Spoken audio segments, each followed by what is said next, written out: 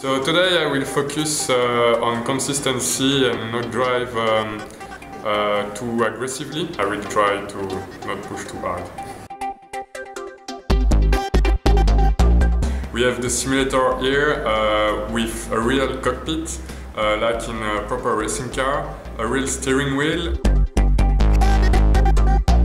Also an eye tracker, so we put glasses on our eyes and the computer records where we are looking live, and that's very, very important in racing to look forward, one corner in front.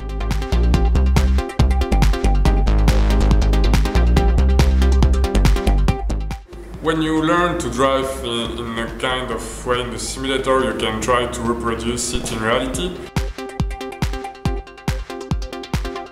So the session went quite well. I really tried to be as consistent as possible, and I managed to do it, so I'm quite happy. Next session we will focus on learning Dubai as much as we can. Bye guys, thank you very much and look up to my next film.